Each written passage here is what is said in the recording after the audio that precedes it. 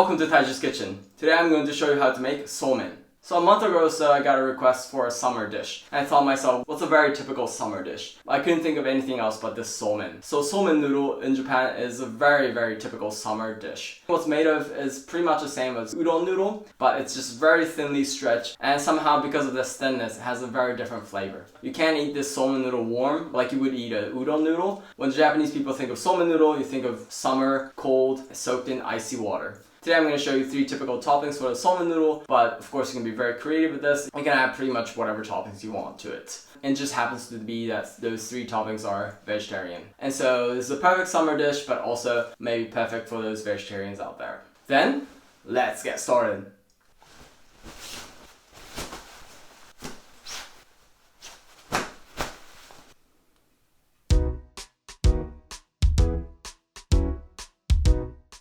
Here are the ingredients for somen noodle. Here I have the somen noodle. There's a slight difference to make a really big difference, but if you can't find somen noodle, you can also make this with regular udon noodle. But to get that authenticity, try to find this somen noodle.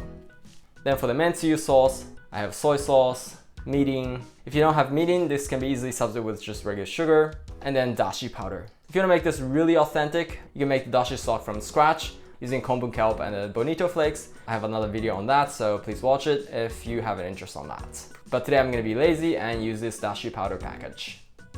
Then for the condiments, I have here ginger and scallion. And then for the topping, I have dry shiitake mushroom, an egg, and a small cucumber. Then let's start cooking. I'm going to first prepare the condiments. So the scallion or the green onion, I'm going to cut into small thin pieces.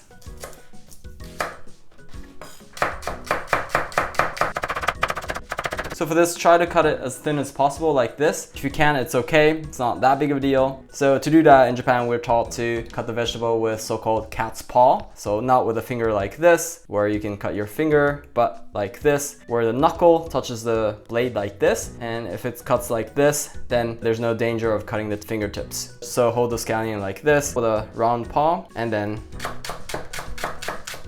I'm sliding the hand back like this.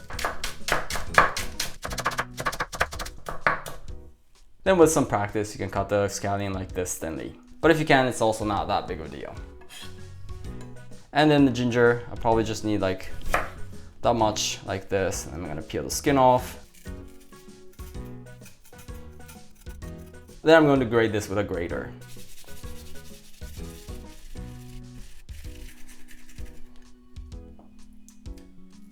Then I have the 2 condiments finished. Now let's prepare the 3 toppings. So for the dry shiitake, I need to let it soak in water. So to speed up the process, I'm going to use some hot water. I'm going to add about 2 to 3 tablespoons of hot water. And then we're going to let this soak for 10 to 15 minutes or so. Then we're going to cut up the cucumbers. So I'm going to take the top and bottom off. And then we're going to cut this into small strips. So what I'm going to do is, I'm going to cut this in diagonal like this. I'm going to lay it like this sideways, and I'm going to cut it like this so that I have a strip.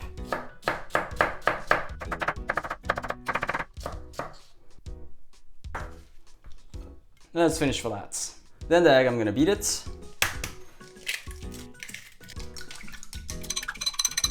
Then this, I'm going to add half teaspoon soy sauce. And also about a teaspoon of mirin. If you don't have mirin, you can add in a 1/3 teaspoon of sugar.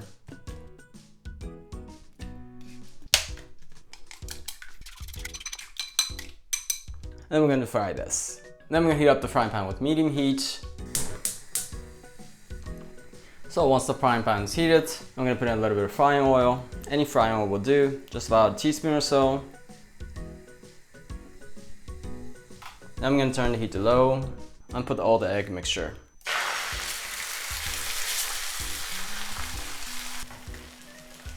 And once the egg is all dried up, I'm going to turn the heat off. Then we're going to put the lid on and let it cook with its own heat for about 30 seconds or so. So after 30 seconds has passed, it's all dried up, we're going to cut this up. I'm going to cut it in half. And also again half here. There's no really right way to cut this. What we want is just small strips.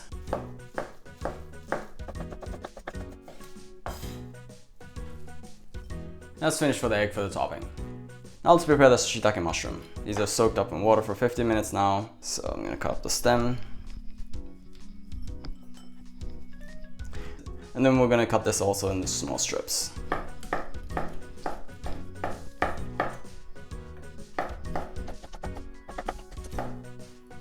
gonna put this in a pot.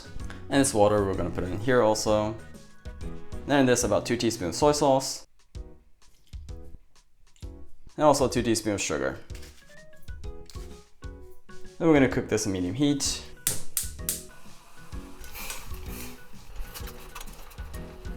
So after cooking this for about 2 minutes or so and there's no water left, then this is finished. Turn the heat off.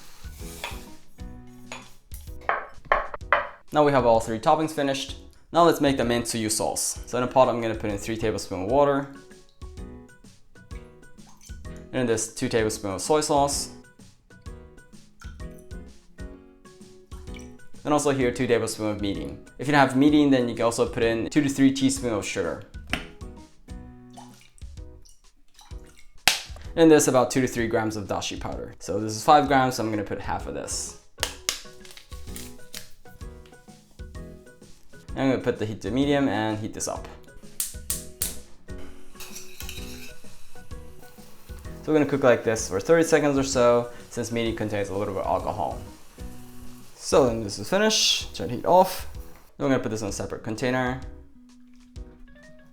And then we're gonna put this aside and let it cool off. And once it's cooled off, we'll actually wanna put it in a fridge, so it's really cold. Now let's finally cook the somen noodle. So usually somen noodle is in a bundle like this for 1 portion. This contains 300 grams with 3 bundles. So 1 bundle is about 100 grams and that's about 1 portion. Here it says cooks for 3 minutes, so I'm gonna set the timer at 3 minutes. And then I'm gonna put this in the boiling water.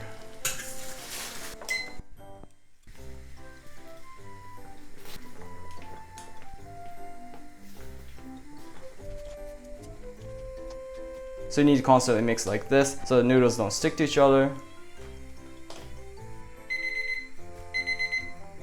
So once 3 minutes has passed, so from here we're gonna have to move very quickly. So we're gonna have to drain this. And we're gonna cool this with running water.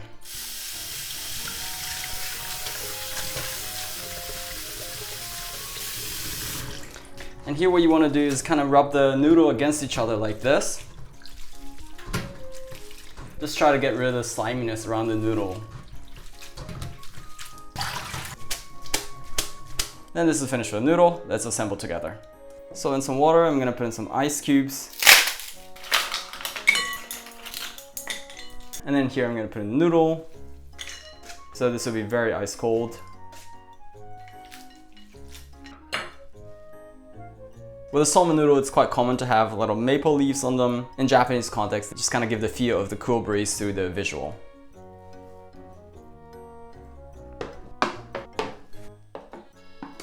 Then this is finished with a somen noodle. Let's eat.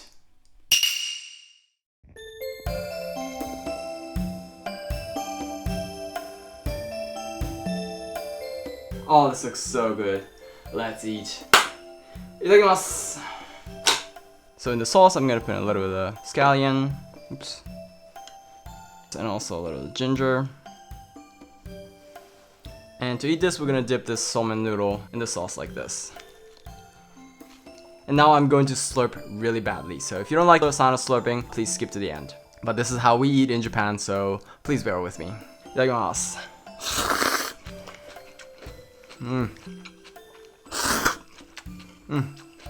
Oh, this cool noodle is so good and matches this sauce so good. And a little the kick from the ginger is just perfect.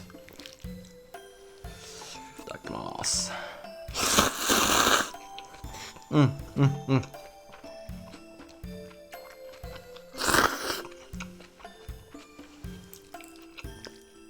Now I'm gonna a little bit some egg in there also.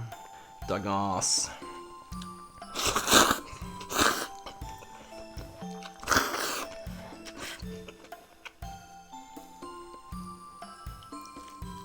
And a little bit of shiitake mushroom there. Itadakimasu.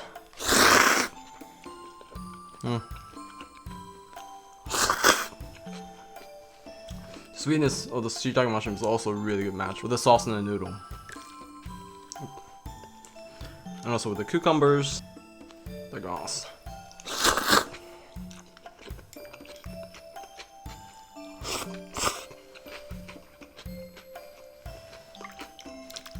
And now I'm gonna put everything in there. They're gross.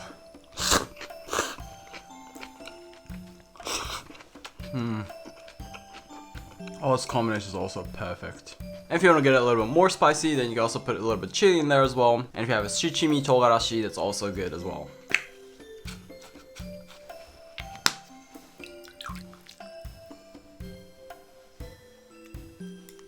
Itadakimasu.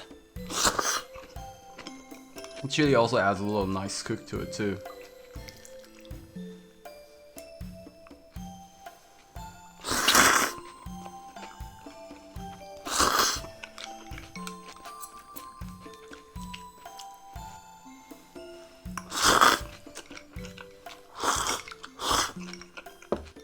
Oh, that was so delicious.